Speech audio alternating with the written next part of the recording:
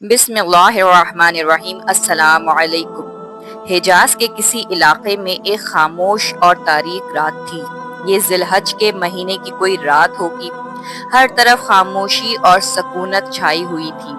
اللہ کے نبی حضرت ابراہیم علیہ السلام گہری نیند میں تھے کہ آپ کو ایک خواب آیا کہ جس طرح جانوروں کو ذبح کیا جاتا ہے بالکل اسی طرح آپ اپنے بیٹے اسماعیل کو ذبح کر رہے ہیں۔ آپ گھبرا کر اٹھ بیٹھے اور آپ پر لرزہ طاری ہو گیا۔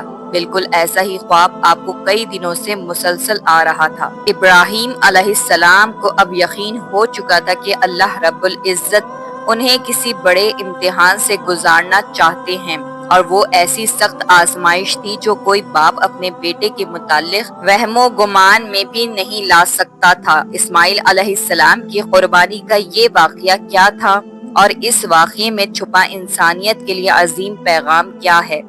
اس ویڈیو میں ہم ان چیزوں کو مکمل جاننے کی کوشش کریں گے۔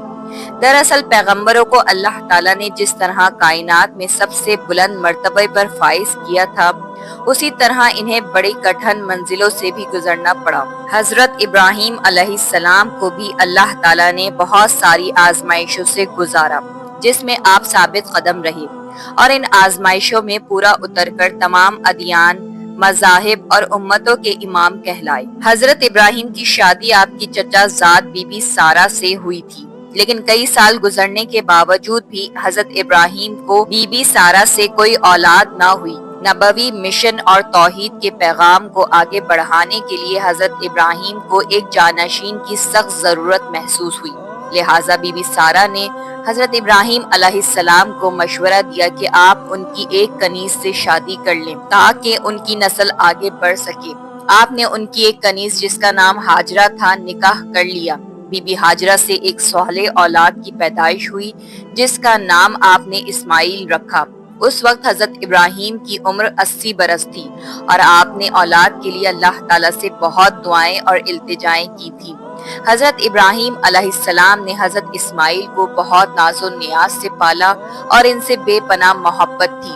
اللہ تعالیٰ نے حضرت ابراہیم کو حکم دیا کہ آپ اپنی بیوی ہاجرہ اور بیٹے اسماعیل کو عرب کے جنوب میں گرم صحرا کے درمیان چھوڑ دیں، لہٰذا آپ نے بی بی ہاجرہ اور حضرت اسماعیل کو مکہ میں چھوڑ دیا، جہاں آپ ہمیشہ شام سے آیا کرتے اور اپنی بیوی بچے سے مل کر واپس چلے جاتے۔ اس طرح 13 سال کا طویل عرصہ گزر گیا، اور حضرت اسماعیل علیہ السلام مکہ کی مقدس فضاؤں میں آب زمزم پی کر اور بی بی ہاجرہ کی آغوش میں تربیت پا کر خوبصورت جوان کی شکل میں کچھ بڑے ہو گئے۔ لہٰذا اللہ تبارک و تعالیٰ نے حضرت ابراہیم علیہ السلام کو آزمانے کا ارادہ کیا۔ آپ کو مسلسل 3 دن یہ خواب آیا کہ آپ اپنے بیٹے اسماعیل کو ذبح کر رہے ہیں۔ حضرت ابراہیم علیہ السلام بہت پریشان ہوئے۔ آپ پر واضح وحی آ گئی کہ آپ اپنے جس اولاد کو اس قدر محبت کرتے ہیں اسے اللہ کی راہ میں قربان کرنا ہوگا۔ یہ ایک بہت بڑا امتحان تھا۔ حضرت اسماعیل آپ کے اکلوتے بیٹے تھے۔ آپ کو بڑھاپے میں اولاد کی نعمت ملی تھی۔ اسماعیل اب کچھ بڑے ہو رہے تھے اور ابھی جوانی میں قدم رکھنے والے تھے، اور اس عمر میں پہنچ گئے تھے کہ بڑھاپے میں اپنے والد کا کام کاج میں ہاتھ بٹا سکیں۔ عین اسی وقت انہیں ذبح کرنے کا حکم ملا تھا۔ حضرت ابراہیم علیہ السلام کو اپنے بیٹے سے بے حد محبت تھی، اس کے باوجود آپ کے دل میں اللہ کی محبت سے بڑھ کر کسی اور کی محبت نہیں تھی۔ اللہ کا جو بھی حکم تھا انہیں پورا کرنا تھا۔ حضرت ابراہیم نے اپنے دل کو مضبوط رکھا اور اپنے بیٹے اسماعیل کو اپنے اس خواب کے متعلق بتایا اور کہا، اے میرے بیٹے، میں خواب میں دیکھتا ہوں کہ میں تمہیں ذبح کر رہا ہوں، تو تم سوچو کہ تمہارا کیا خیال ہے؟ حضرت اسماعیل نے کہا، ابا جان، آپ کو جو حکم ہوا ہے وہی کیجیے، اللہ کی مشیت سے آپ مجھے صبر کرنے والوں میں سے پائیں گے۔ لہٰذا اگلی صبح آپ بی بی ہاجرہ کے پاس تشریف لے گئے اور انہیں حکم دیا کہ اسماعیل کو نہلا دھلا کر خوشبو لگاؤ اور تیار کرو۔ سیدہ ہاجرہ نے اپنے بیٹے کو نہلا دھلا کر خوشبو لگائی اور انہیں تیار کر کے حضرت ابراہیم علیہ السلام کے حوالے کر دیا۔ حضرت ابراہیم نے ان کا ہاتھ پکڑا، باپ بیٹا چھری اور رسی لے کر جبل عرفات کی طرف چل پڑے۔ काबा शरीफ से कुछ दूर पहुंचे तो शैतान लाइन ने आपको इस अजीम कुर्बानी से रोकना चाहा। सबसे पहले शैतान हजरत इस्माइल अलैहिस्सलाम की वालिदा बीबी हाजरा के पास आया और कहने लगा, ए हाजरा, आपको मालूम है कि इब्राहिम इस्माइल को ज़िबा करने के लिए लेके गए हैं। बीबी हाजरा ने कहा, ये कैसे हो सकता है कि बाप अपने बेटे को ज़िबा करे। शैतान बोला, हजरत इब्राहिम को अल्लाह की तरफ से हुक्म मिला है कि अपने बेटे की कुर्बानी करो। बीबी हाजरा ने कहा, ऐ शख्स, अगर ये खुदा का हुक्म है तो मैं और मेरा बेटा खुदा के हुक्म पर राजी हैं। शैतान जब मायूस होकर वापस हुआ तो हजरत इस्माइल के दिल में वसवसा डालने लगा।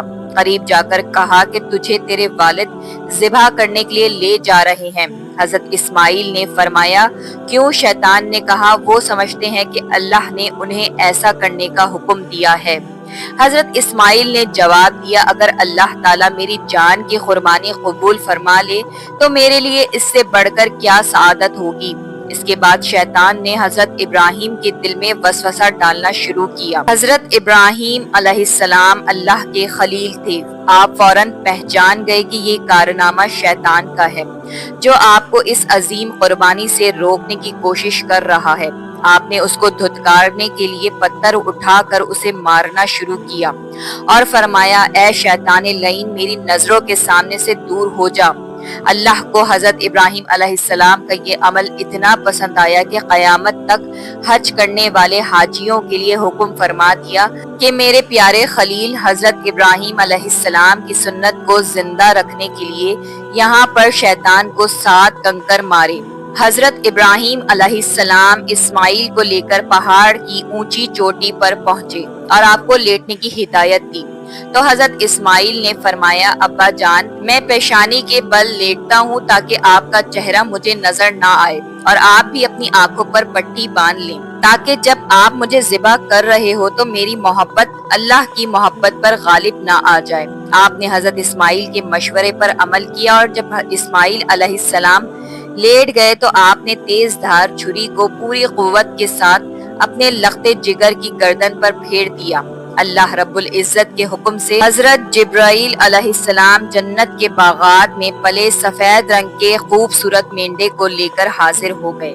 इब्राहिम अलैहिस्सलाम ने ज़िबा से फारिग होकर आंखों से पट्टी हटाई तो हैरत ज़दा रह गए। बेटे की जगह एक हसीन मेंढा ज़िबा हुआ पड़ा था, जबकि इस्माइल अलैहिस्सलाम करीब खड़े मुस्कुरा रहे थे। इसी असना में गैब से आवाज आई, ए इब्राहिम, तुमने अपना ख्वाब सच कर दिखाया। बेशक हम नेकी करने वालों को ऐसा ही बदला दिया करते हैं। अल्लाह ताला ने इस्माइल अलैहिस्सलाम की जान बख्श दी। ये वाकया हजरत इब्राहिम अलैहिस्सलाम की बेमिसाल अताअत और रजा जोई और अल्लाह के लिए खुद सुपुर्दगी की एक मिसाल है। हजरत इब्राहिम ने वो छुरी अपनी औलाद पर नहीं बल्कि अपने नफ्स पर चलाई थी जो सिर्फ और सिर्फ अल्लाह की रजा के लिए था।